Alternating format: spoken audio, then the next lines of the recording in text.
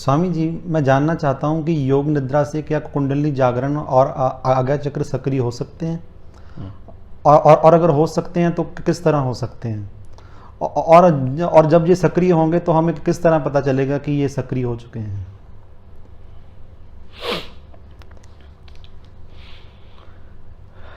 आज्ञा चक्र, कुंडलिनी जागरण, इसके साथ साथ एक चीज और जोड़ने योग्य है, वो है सहस्त्रार्थ। इसके संबंध में जो किताबी जानकारियां या जो अभी तक धर्मों में दी गई वो कुछ इस तरीके से हैं कि हमारे नाभि केंद्र से 2 इंच नीचे एक जगह होती है, ऊर्जा का एक केंद्र। वो ऐसे ही बताया गया लगभग जहां पे ऊर्जा जो है सांप की तरह कुंडली मार के बैठी हुई है। तो ऐसा माना जाता है कि यदि उस ऊर्जा को जगाया जा सके तो वो सांप के फन को सीधे उठा के सीधी खड़ी हो जाती है और हमारे सभी चक्रों से होती हुई हमारे आज्ञा चक्र को वो सक्रिय कर देती हैं। ऐसा धर्मों का उल्लेख है। लेकिन साथ साथ ये भी उल्लेख है कि आज्ञा चक्र से ज्यादा की यात्रा, आगे की यात्रा हम अपने आप नहीं कर सकते। ये अस्तित्व के ऊपर छोड़ देने को है, इसके लिए कोई साधना नहीं है। आज्ञा चक्र तक के लिए तो साधना बताई गई, लेकिन उसके आगे की कोई साधना नहीं बताई गई।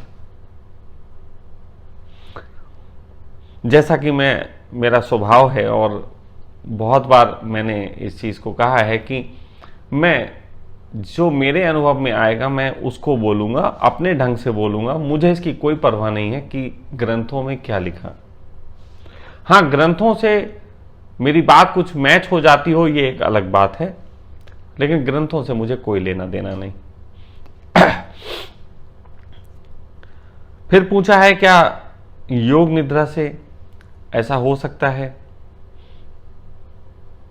तो निश्चित ही जिस योग निद्रा की मैं बात करता हूं, ये योग निद्रा वो नहीं है जो अभी तक की योग निद्रा आप सुनते रहते हो। बार बार कहता हूं, लगातार इस बात को मैंने कहा है कि योग निद्रा जिसकी मैं बात कर रहा हूं, ये योग निद्रा एक स्लीपिंग थेरेपी नहीं है जो योगा के दौरान लेटा के और उनको कुछ म्यूजिक सुना के कि पैर से लेके अंगूठे से माथे तक देखते रहो, इससे आती है। ये योग निद्रा मैं जो कराता हूं उसकी योग निद्रा की बात नहीं है। मैं जिस योग निद्रा की बात करता हूं वो आत्मा के जागरण की विधि है। जब आत्मा जागती है तो आपकी आगे की यात्राओं को वो स्वयं ध्यान देती है। तो ये कुछ बातें जान लेने के बाद अब मैं उस चर्चा की ओर बढ़ूंगा जो तुमने प्रश्न किया। इससे पहले कि तुम ये जानो कि योग निद्रा से क्या ये संभव है या नहीं, उससे पहले ये जानो कि असल में कुंडलिनी क्या होती है, इसके जागरण से परिवर्तन क्या आता है और आज्ञा चक्र क्या है, आज्ञा चक्र की वास्तविक स्थितियां क्या हैं और सहस्त्रार्थ तक कैसे यात्रा होती है। आज मैं पूरी विधियां बताऊंगा, पूरे कारण और सब बातें बताऊंगा। इससे फिर आप अपने आप को बहुत हद तक खुद देख सकते हैं कि आपकी स्थिति क्या है। सबसे पहली बात यह है कि आज तक 2 व्यक्तियों के संबंध में ऐसी जानकारी है ग्रंथों के द्वारा कि 2 व्यक्ति कुंडलिनी जागरण के साथ पैदा हुए थे। 2 व्यक्ति जो पैदा ही हुए थे कुंडलिनी जागरण के साथ, जिसमें एक कृष्ण का नाम है, दूसरा नाम महर्षि अगस्त्य का है।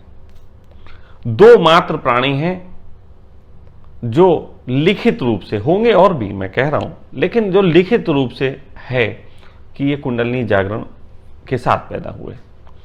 मैंने एक जगह कृष्ण के जन्म की अवस्थाओं पे बात की है। अगर किसी को पूरा समझना है तो वो उस वीडियो को भी देखे और उसमें उसको समझ में आएगा कि कृष्ण क्यों कुंडलिनी जागरण के साथ पैदा हुए।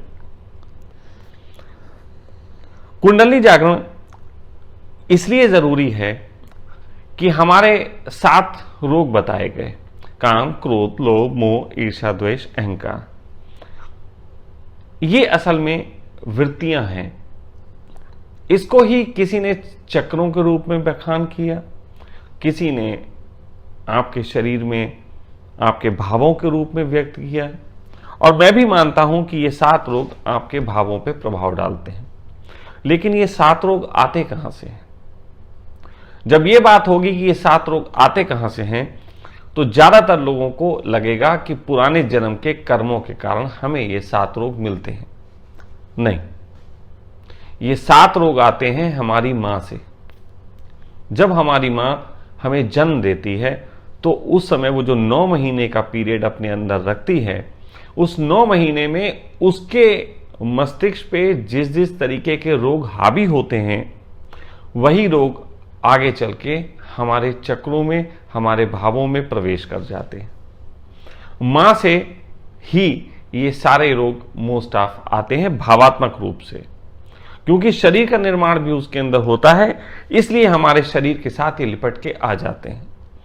जब तक इन 7 रोगों से मुक्ति ना हो, जब तक ये 7 आपके जो सिम्टम्स हैं ये ढीले ना पड़ जाएं, तब तक आपकी कुंडलिनी जागरण नहीं हो सकती।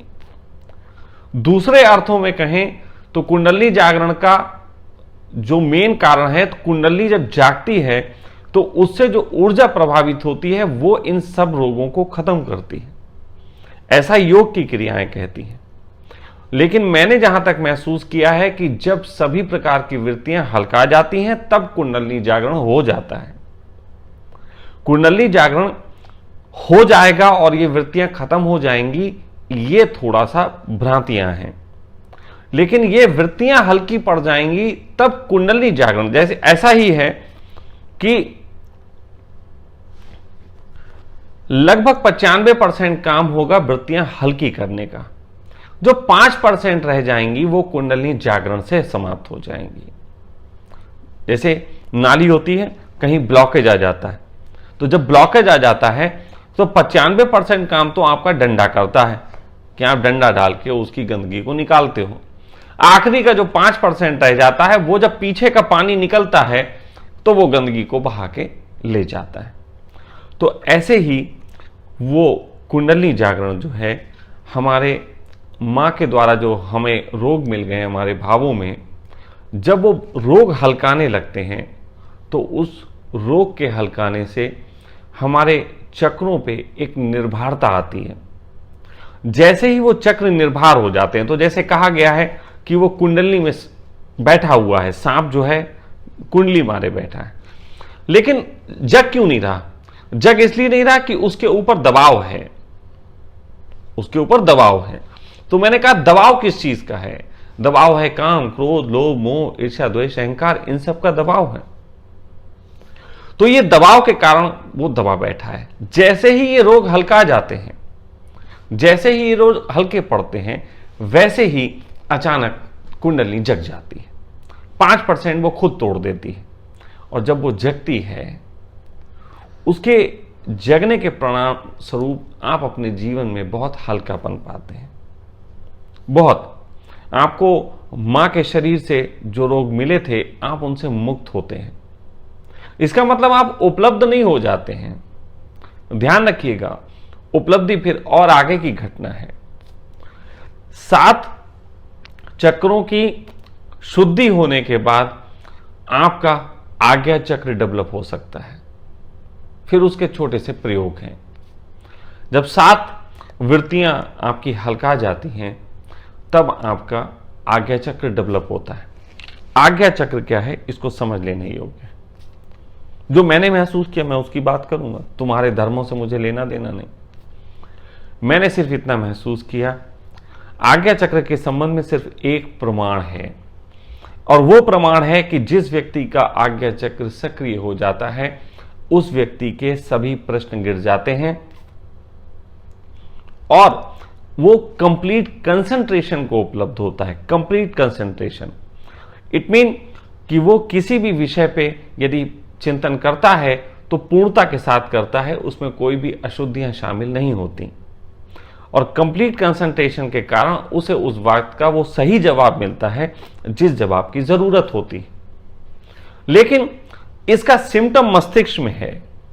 मस्तिष्क में है वो मैं बताना चाहूंगा। कहा जाता है कि यहां पे मस्तिष्क के 2 भवों के बीच में यहां आज्ञा चक्र सक्रिय होता है। जिनके सक्रिय हुए उनको ऐसी अनुभूतियां होती है कि हल्की सी यहां पे एक ब्लिंकनेस होती है। ये ऐसा ही है जैसे टार्च के जलने में प्रकाश का निकलना, लेकिन ये हर वक्त नहीं होती। जब सक्रिय होता है तब यहां पे होती है, एक तेज दर्द के साथ होती है, लेकिन उसके बाद भी जब जब वो इंसान अंधकार में फंसता है तब तब उसका सक्रिय हो जाता है थर्ड आई, और उसको उन बातों के जवाब मिलते हैं कि अंधकार से कैसे आगे बढ़ा जाए, स्वतः मिलते हैं। इसके लिए वो कोई भी लंबे चौड़े आयोजन नहीं करता। विज्ञान इस संबंध में अभी भी थोड़ा सा उलझा हुआ है कि उसे समझ में नहीं आता कि किस आज्ञा चक्र की बात हो रही। शरीर को वो पूरा तोड़ फोड़ के देख चुका है, सब कुछ करके देख चुका, उसे आज्ञा चक्र नहीं कहीं मिला। लेकिन जो मैं बात कहने जा रहा हूं, इस बात से विज्ञान थोड़ा सा राजी होगा। हां, विज्ञान के पास इसके संबंध में जो शब्द हैं उन शब्दों को मैं नहीं बता सकता। मेरे पास जो अनुभूतियां हैं उनको अपने तरीके से कहूंगा, विज्ञान उसमें अपनी मैचिंग करता फिरे, मुझे लेना देना नहीं। मेरा मानना यह है कि हमारे मस्तिष्क में एक केमिकल होता है, जो केमिकल मस्तिष्क के अलग अलग हिस्सों को ऊर्जा प्रदान करता है। वो अलग अलग हिस्सों को ऊर्जा देता है। वो ऐसा ही है कि वो केमिकल बूंदों के रूप में मस्तिष्क की अलग अलग जगहों पे फैला हुआ है। तो मैंने महसूस किया कि जब कोई आदमी कोई विचार करता है, जैसे वो आंख ऐसे हिलाता है, तो जैसे जैसे आंख अलग अलग जगह जाती है, मस्तिष्क के अलग अलग हिस्सों में वो जो केमिकल है वो एक्टिव होता है और वहां का मस्तिष्क विचार करने लग जाता है। कभी वो कला का विचार करने लगता है, कभी विज्ञान का, कभी तर्क का, कभी प्रेम का, अलग अलग तरीके से विचार उसके पैदा होते हैं। ऐसी हालत में आंखें जो हैं वो हिलना विचारों को अलग अलग दिशा में ले जाने का काम करता है। आंखें सबकी हिलती हैं, लेकिन एक प्रयोग है त्राटक। उस त्राटक को अगर सही से किया जाए तो विचार रुक जाते हैं। त्राटक से सर्वाधिक मात्रा में लोगों ने आज्ञा चक्र को जगाया है। आज तक त्राटक से ज्यादा किसी भी तरीके से आज्ञा चक्र लोगों का नहीं जगा। लेकिन आज्ञा चक्र यदि आप सीधा जगाते हैं और आप चक्रों की सफाई नहीं करते तो आज्ञा चक्र जागने के आपको वो लाभ नहीं मिलते जिस लाभ को मैं आपको बता चुका हूं।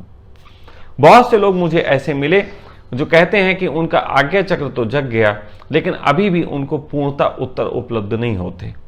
तो उसका यह रीजन है कि उनके चक्रों में अभी भी गंदगी और अशुद्धि बाकी है। उन्होंने सीधे सीधे आज्ञा चक्र पे काम किया। असल में होता यह है कि जब आज्ञा चक्र पे कंसंट्रेट किया जाता है तो मस्तिष्क का वो केमिकल है वो धीरे धीरे धीरे धीरे आज्ञा चक्र पे आके इकट्ठा होने लगता है। और यदि ये बहुत लंबी देर तक कोई कर पाए और उसके मस्तिष्क के जितना भी केमिकल है सब एक जगह इकट्ठा हो जाए, सारा केमिकल वो जो छोटा छोटा बूंदों के रूप में है, बहुत नैनो बूंदे हैं, वो जब इकट्ठा हो जाता है तो अचानक एक यहाँ पे दर्द का विस्फोट होता है। साथ साथ वो पूरी एनर्जी जो कि मैंने कहा नैनो बूंदे हैं, वो नैनो बूंदे जिस जगह पे एक्टिव होती हैं तो सोचो कितना विचार करती हैं। और जब वो बूंद सारी इकट्ठी होकर एक बड़ी बूंद का रूप ले लेती है तो ऐसे में वो व्यक्ति जिस विषय पे चिंतन करता है, सारी ऊर्जा, सारी वो केमिकल उस मस्तिष्क के हिस्से को एक्टिवेट कर देती है जिस हिस्से में उसके आंसर छुपे होते हैं। यही कारण है कि थर्ड आई जागृत व्यक्ति अद्भुत होता है इन अर्थों में कि उसके पास तमाम तरीके के तर्क होते हैं। लेकिन जिन्होंने अपनी कुंडली जागरण के बगैर इस अवस्था के लिए प्रयास किया, वो सभी लोग जो हैं वो विक्षिप्तता को भी उपलब्ध हो सकते हैं। बड़बड़ बहुत करेंगे लेकिन कोई उनके पास तर्कों में प्राण नहीं होंगे। मैंने देखा है, मेरे साथ कुछ बच्चों ने काम किया, वो बच्चे बहुत जल्दबाजी में रहते थे, वो थर्ड आई के चक्कर में बहुत लगे रहते थे। और मैं उनको समझाता था कि नहीं, एकदम थर्ड आई की तरफ नहीं बढ़ना है। ये आसान तो है, लेकिन इससे तुम्हें वो हासिल नहीं होगा जो तुम मेरी तरफ देख के सोचते हो कि मुझे भी हासिल हो जाए।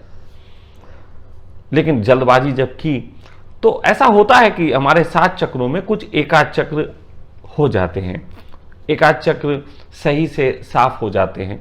मान लो किसी का हृदय चक्र साफ हो गया, किसी के लोभ का चक्र साफ हो गया, तो वो अगर आज्ञा चक्र डेवलप है उसका, तो वो जो तर्क करेगा तो लोभ के संबंध में वो अच्छे तर्क कर लेगा, मुक्ति के तर्क कर लेगा, प्रेम के संबंध में मुक्ति के तर्क कर लेगा। लेकिन केवल लोभ और प्रेम ही नहीं, काम, क्रोध, लोभ, मोह, ईर्ष्या, द्वेष, अहंकार, ये 7 रोग नहीं है, ये 7 विषय हैं। और पूरे अस्तित्व की सभी समस्याओं का समाधान इन विषयों में है। और यही विषय कला भी पैदा करते हैं, यही विषय धर्म भी पैदा करते हैं, यही विषय राजनीति को जन्म देते हैं, यही विषय वैज्ञानिक बनाते हैं, यही विषय जो है वो आपको कुछ भी बना सकते हैं। तो जिस व्यक्ति के सारे चक्र बिल्कुल शुद्ध होते हैं, उस व्यक्ति का जो तर्क का स्तर है वो सभी विषयों पे बहुत गहरा होता है। यही कारण है कि कृष्ण सभी आयामों में काम किए, यही कारण है कि ओशो सभी आयामों में काम किए, क्योंकि इनके वो सब चक्र भी शुद्ध थे और आज्ञा चक्र भी डेवलप था। तो आज्ञा चक्र जब डेवलप हो जाता है तो इंसान की वो ऊर्जा जो है वो उसके कंट्रोल में हो जाती है। एक बार भी अगर एक भी बूंद अलग है तो वो आज्ञा चक्र डेवलप नहीं होगा। वो सारी बूंदों का एकत्र होना जरूरी होता है। वो लॉ है, वो संगठन का लॉ है, वो उस ऊर्जा जिसको केमिकल के रूप में वैज्ञानिक शायद खोज चुके हों, वो केमिकल का भी लॉ है कि सब पूरा इकट्ठा होना चाहिए। एक बूंद भी अलग है तो आज्ञा चक्र नहीं डेवलप हो सकता। फिर ये तो रही आज्ञा चक्र की बात। आज मैं वो बता रहा हूं जो सहस्त्रार्थ के लिए आवश्यक है। हमारे शरीर में, हमारे मस्तिष्क में एक बीच में एक मांग है, एक नाली है, और मस्तिष्क 2 भागों में विभाजित है। ये नाली ऊपर से जाके और अंदर से फिर वापस आई हुई है। मतलब आज्ञा चक्र यहां पे अगर है तो यहीं पे वो छेद है जहां से वो नाली गई हुई है और वो घूम के पूरी आई हुई है। तो जब ये केमिकल कोई काम नहीं कर रहा होता है, जैसे एक आज्ञा चक्र डेवलप है, विचार बहुत चल रहा है, तो यदि विचार भटक रहा है, विचार आपका भटक रहा है, तो आपका आज्ञा चक्र तो डेवलप है, लेकिन आपका सहस्रार्थ नहीं जगेगा। अब सहस्रार्थ क्या है, इसको बड़ा समझने योग्य है। जब आप शांत चित्त होते हो, जब आपका केमिकल कुछ काम नहीं कर रहा होता और वो यहां पे इकट्ठा भी है, तो केमिकल बहना आरंभ कर देता है उस नाली में, और वो दोनों तरफ से बहता है, क्योंकि वो है यहां पे। अब वो मस्तिष्कों के हिस्से में फालतू में नहीं दौड़ रहा, क्योंकि वहां तो तब दौड़ता है जहां तर्क की जरूरत होती है। खाली समय में वो बहना शुरू होता है। खाली समय में वो दोनों तरफ बहना शुरू होता है। यहां है और वो ऊपर भी बहता है, पीछे भी बहता है, और वो बहना शुरू होता है। बहते बहते बहते जब ये केमिकल पीछे जाके, इसके ठीक पीछे, यहां से अगर गोली ऐसे मारी जाए तो पीछे जहां सुराग होगा, जब वहां पे सेंटर ऑफ पे जब दोनों तरफ का केमिकल जाके मिलता है, तब अचानक एक ऐसी घटना घटती है जिस घटना को आप सहस्त्रार्थ का खुल जाना कहते हैं। जिस व्यक्ति के सहस्त्रार्थ का जागरण हो चुका होता है, उस व्यक्ति की बहुत सारी विशेषताएं हैं, लेकिन एक कॉमन व्यवस्था है, मतलब लक्षण है जो आप सबको पहचान में आ सकता है। वो ये कि जिस व्यक्ति का सहस्त्रार्थ भी जागृत है, उस व्यक्ति की वाणी में, उसके बोलने में एक ओज होता है, एक करुणा होती है, एक एक तर्क होता है, एक प्रेम होता है, एक साथ दोनों चीजें होती हैं। क्योंकि एक मस्तिष्क हमारा जो है वो तार्किक काम करता है, एक मस्तिष्क हमारा प्रेम का, भावना का काम करता है। और जिस व्यक्ति का सहस्त्रार्थ डेवलप हो गया है, उस व्यक्ति के दोनों मस्तिष्क एक साथ चलने लग जाते हैं। एक साथ चलने के कारण उसकी वाणी में शार्पनेस और पोलाइटनेस दोनों मिक्स रूप में होती है। ये तीनों चीजें जो मैंने बताई, मेरे अनुभव में ये बात है। मैं इसको अपने अनुभव से कह रहा हूं। दुनिया की कोई किताब में लिखा हो ना लिखा हो, मुझे परवाह नहीं। हम तो कहते हैं अगर नहीं लिखा है तो लिख लो, छोड़ो इस बात का झंझट कि नहीं लिखा। और मैं सारे वैज्ञानिकों को निमंत्रण देता हूं, अभी तक तुम नहीं खोज पाए ना, अभी तक तुमको नहीं मिला कि आज्ञा चक्र क्या है, सहस्त्रार्थ क्या है, मैं जो कह रहा हूं इस विज्ञान पे काम करके देखो और निश्चित ही तुम पाओगे कि मस्तिष्क की ऊर्जाओं को जगाने के वैज्ञानिक तरीके भी उपलब्ध हो सकते हैं। बहुत सारे तरीके उपलब्ध हो सकते हैं, लेकिन अब कुछ बातें समझ लेनी है। इन तीनों चीजों को मैंने बताया। पहली तो बात यह, क्या तुम्हें तीनों चीजें समझ में आई? ठीक है, अब इसको समझो। योग निद्रा यहां पे क्या करता है? योग निद्रा यहां पे ये काम करता है कि योग निद्रा सबसे पहले तुम्हारे उन रोगों पे लड़ने के लिए तुम्हें दो चीजें प्रदान करता है। पहली प्रदान करता है आत्मा का साथ। और योग निद्रा के अगर पूर्ण प्रयोग कर लो, जिनको मैं खुद करवाना चाहता हूं, तो वो पूर्ण प्रयोग से तुम्हें दूसरी चीज होती है भय की मुक्ति। जब कोई इंसान भय से मुक्त होता है और उसे आत्मा का साथ होता है। अब देखो, भय और आत्मा, लोग कहेंगे आत्मा का साथ है तो भय तो पहले ही मुक्त हो गया। नहीं, आत्मा के साथ तुम्हें हो भी गया, लेकिन तुम्हारे शरीर से भय के बहुत सारे कारण पैदा होते हैं जो आत्मा को भी प्रभावित करते हैं। जब तुम जलते हो तो शरीर को चोट खाने का डर होता है, आत्मा उसमें है, इसके लिए वो तुम्हें संभाल के चलने को आदेश तो करती है, लेकिन घबराती है कि शरीर को चोट होगी तो फिर आत्मा का वजूद भी खो जाएगा। इसलिए आत्मा इन अर्थों में भय से नहीं लड़ सकती। भय से तुम्हें समझदारी से खुद ही शरीर को लड़ना पड़ेगा। तो उसके भी कुछ प्रयोग हैं जो मैंने बहुत कम लोगों को कराए हैं, जिनकी मैंने ये योग्यता पाई कि हां, इनको भय मुक्ति की अभी आवश्यकता है। क्योंकि कई बार भय मुक्ति भी संसार में तुम्हारी गति रोक देती है। यह बड़ी गजब की बात है कि संसार की बहुत सी गतियां तुम्हारे भय भी रोक सकता है। अभी एकदम आओ कोई मेरे पास और मैं उसको भय मुक्ति के प्रयोग कराऊं और वो भय मुक्त हो जाए, इससे उद्दंडी भी हो सकता है। इससे वो जगत का कल्याण करने के बजाय जगत का हानि भी पहुंचा सकता है। हिटलर देखो, मुसोलिनी देखो, और ये जितने लोग थे ये भय मुक्त थे, लेकिन इनको समझ नहीं थी, इसलिए इन्होंने बर्बादियां की।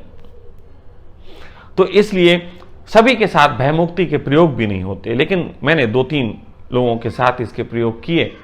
तो भय मुक्ति का प्रयोग भी हो, शरीर का भी ये बात हटे, दोनों चीजें मिलने के बाद आपका चित्त हल्काता है। आपके इन रोगों से आपके रोग 95% तक विदा होते हैं। जब वो 95% रोग आपके विदा होते हैं तो कुंडलिनी जागरण सहज रूप से तुम्हें घट ही जाता है। योग निद्रा का काम ही यही है कि तुम्हारे चित्त में सहजता लाना। मैं ऐसा नहीं कर रहा कि पहले खूब कुंडलिनी जागरण के लिए बलशाली तरीके से प्रयोग करो। बलशाली तरीके से प्रयोग करोगे तो सिर्फ 40 साल की उम्र तक ही कोई व्यक्ति कुंडलिनी जगा सकता है, बल्कि मैं कहूंगा 35 साल तक। 35 साल तक का ही कोई व्यक्ति इतनी ऊर्जा रखता है कि कुंडलिनी जगा सके बल से। इसीलिए योग की सारी विधियां जवानी की विधियां हैं, बुढ़ापे की विधियां नहीं। लेकिन मैं जिनकी बात कर रहा हूं ये बुढ़ापे के लिए विधियां हैं। जवानी में शरीर में इतनी ऊर्जा होती है, सेल्स इतने एक्टिव होते हैं कि फोर्सफुली भी अपने आप को शांत करने का काम किया जा सकता है। इसी से योग का जन्म हुआ। बुद्ध जवान लोगों के साथ काम कर सकते हैं, बूढ़ों से नहीं कर सकते, लेकिन हिंदू मैथोलॉजी में बूढ़ों पे भी काम हो सकता है। तो यदि मैं कुंडली जगाने के लिए बलपूर्वक प्रयोग की बात करूं तो कहीं ना कहीं मैं 50% लोगों के साथ अन्याय कर बैठूंगा। 50% लोगों के साथ मैं कहीं ना कहीं उन्हें वंचित कर दूंगा इस दिशा से। तो योग निद्रा 100% लोगों के लिए कारगर है, लेकिन वो बल से नहीं है, वो सहज से है। और सहजता से कुंडली अगर जागृत होती है, तो यदि जवानी में जागृत होती है तो तुमको पता लगेगा। एक जवान व्यक्ति की कुंडली जागृत होती है तो उसके शरीर में उसके सिम्टम्स आते हैं। जैसे नाली में से जब तुम पानी निकालते हो तो आखिरी वक्त में जब बड़ा के पानी निकलता है तो पाइप में एक हिलर चलर होती है। उसी तरीके से जब आपकी कुंडली जगती है, अपना अंतिम कार्य करती है, तो उस कंडीशन में शरीर के लक्षण होते हैं। लेकिन बुढ़ापे में अगर ये होंगे, क्योंकि ऊर्जा कम होती है, इसलिए इतने सहज भी हो सकते हैं कि तुम्हें पता ही ना चले। कई बार पानी इतनी सरलता से नदी नाली में खुल जाता है कि वो कोई हलचल नहीं करता, आपको पता भी नहीं लगता। वो सारा कुछ डिपेंड करता है ऊर्जा के वेग के ऊपर। तो जवानी में वेग होता है, जवानी में जगी हुई कुंडलनी के लक्षण होते हैं और शरीर देख के बताए जा सकते हैं। लेकिन बुढ़ापे में कैसे जगेगी, इसको केवल तुम महसूस कर सकते हो बहुत हल्के से, या कोई जागृत तुम्हें देख के बता सकता है कि हां तुम में इसका प्रभाव कितना परसेंटेज तक है। उसके पीछे जैसे मैंने कहा ना, शरीर में जब तक तुम्हारे सेल्स नए अधिक बन रहे हैं और पुराने कम बन रहे हैं, सॉरी डेड कम हो रहे हैं, बन ज्यादा रहे हैं, तब तक तो तुम यात्रा कर सकते हो योग की। लेकिन जिस समय तुम्हारे डेड सेल्स की अधिकता होने लगी और तुम्हारे नवीन सेल्स बनना कम होने लगे या लगभग बराबर हो गया, तो फिर कोई भी ऊर्जा का प्रयोग तुम्हारे लिए कारगर नहीं होगा। ये लिख के रख लेना। लगे हैं 50 साल के लोग भी कुंडली जगाने में, 70 साल के लोग भी कुंडली जगाने में, किसी को कोई परिणाम नहीं मिलता और मिलेगा भी नहीं। मैं इस बात को ठस होके कह रहा हूं। योग निद्रा तुम्हें अंतिम वक्त तक काम करती है। वो जो सख्त प्रयोग हैं वो तभी काम करेंगे जब तुम जवान हो। तो योग निद्रा के माध्यम से, क्योंकि चित्त निर्भर होता है, इससे तुम्हारे कुंडली जागरण में सहयोग होता है। फिर योग निद्रा के ही प्रयोग आगे चल के तुम्हें कुछ ऐसे प्रयोग भी इसमें जोड़ता हूं जो कि जल्दी नहीं जोड़ता। जो साधक मेरे साथ रह रहे हैं, सिर्फ उन्हीं के साथ उन प्रयोगों पे काम करूंगा। वो प्रयोग आज्ञा चक्र के खुलने के प्रयोग हैं, जिसमें त्राटक जरूरी नहीं है। उसमें त्राटक भी जरूरी नहीं है। उसमें बहुत सहजता से कुछ प्रयोग हैं जो उनके आज्ञा चक्र को खोलने का काम करते हैं। दोनों ही चीजें, आज्ञा चक्र और कुंडली जागरण, तुम्हें आसानी से उपलब्ध हो सकता है योग निद्रा के माध्यम से। लेकिन ये दो चीजें ही पूर्ण नहीं करती। ये तो तमाशागिरी है। कुंडली का जागना, आज्ञा चक्र का खुल जाना, ये तो तमाशागिरी है। ये तो ऐसा है जैसे तुम्हारे हाथ कुछ चमत्कार लग गया और तुम अब उससे खेलोगे। लेकिन जिन दोनों के खेलने के भाव होते हैं, जो लोग केवल ऊर्जाओं का उपयोग करना जानते हैं, वो उस ऊर्जा को कभी उपलब्ध नहीं होते जो ऊर्जा सहस्त्रार्थ से मिलती है। कहते हैं बुद्ध जब उपलब्ध हुए तो देवताओं ने उनके ऊपर फूल फेंके। भाई देवताओं ने फूल क्यों फेंके? इसलिए फेंके कि देवता वहां पहुंचे जहां पे उन्हें ताकतें तो उपलब्ध हैं, लेकिन उससे आगे वो नहीं बढ़ पाए क्योंकि वो ताकतों में उलझ गए। और जो व्यक्ति ताकतों में उलझ जाता है, वो व्यक्ति कभी भी पूर्णता को उपलब्ध नहीं हो पाता। अंतिम लक्ष्य है सहस्त्रार्थ, और सहस्त्रार्थ के लिए भी योग निद्रा बड़ा काम का है। देखो इन अर्थों में काम का है कि तुम, ये जो बात मैं अब कह रहा हूं इसका उल्लेख शास्त्रों में भी है कि आज्ञा चक्र के बाद सहस्त्रार्थ जगाने के लिए तुम्हें 24 घंटे का ध्यान चाहिए। ध्यान का मतलब विचार रहित अवस्था, भटकाव रहित अवस्था। लेकिन भटकाव रहित अवस्था तुम कैसे पाओगे? तुम इंद्रियों से जब कर्म करोगे तो इंद्रियां अपने तरीके से विचार लाएंगी। जब विचार लाएंगी तो प्रश्न लाएंगी, प्रश्न आएंगी तो उनका उत्तर खोजने के लिए तुम आज्ञा चक्र को फिर काम पे लगा दोगे। जब आज्ञा चक्र को काम पे लगा दोगे वो एनर्जी फिर वापस लौट आएगी। तो जो ऊर्जा यहां से मैंने बताया कि अंदर और बाहर दोनों तरफ से चढ़ना शुरू होती है, यदि बीच में तुम उसे काम के लिए बुला लो, कोई विचार पे चिंतन करने के लिए, तो अगर वो पीछे तक पहुंच भी गई है, 2% भी रह गई है, तो फिर 0 पे आ जाएगी। यानी कि तुम्हें 24 घंटे की विचार शून्य अवस्था चाहिए, तो ये लाओगे कहां से? विचार शून्य अवस्था के लिए कुछ लोग कहेंगे हम अब ऐसा करेंगे स्वामी जी, हम बिल्कुल शांत हो जाएंगे और सहस्त्रार्थ जगा लेंगे। उस सहस्त्रार्थ लालच से भी नहीं जगता, तुम लालच से जगा लो। यह तो एक ऐसी अवस्था है कि तुम अहोभाव से भरे हुए अपने जीवन में जियो, जहां पे कोई भी ना जानने का भाव हो, ना कोई झंझट का भाव हो।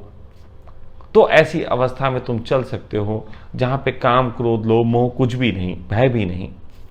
उसको जीते जीते फिर चाहे तुम चलते हो, चाहे उठते हो, चाहे बैठते हो, उस अवस्था में तुम्हारा सहस्त्रार्थ जागृत हो सकता है।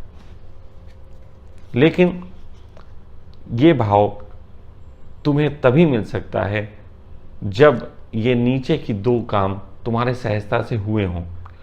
यदि तुम्हारे चक्रों में कुछ झंझटें रह गई, तो हो सकता है कि 1-2 चक्र साफ होके और तुमने जोर से प्रयास करके आगे चक्र भी जगा लिया, तो उस कंडीशन में तुम पूरे तरीके से सुलझ नहीं पाओगे। हां, प्रतिभा तो बहुत बढ़ जाएगी।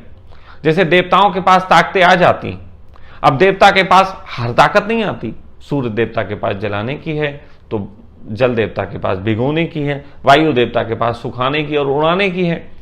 सबके पास सब ताकतें क्यों नहीं है? वो इसलिए नहीं है क्योंकि किसी ने कोई चक्र जागृत कर लिया, किसी ने किसी चक्र की सफाई कर ली, सातों की किसी ने नहीं की।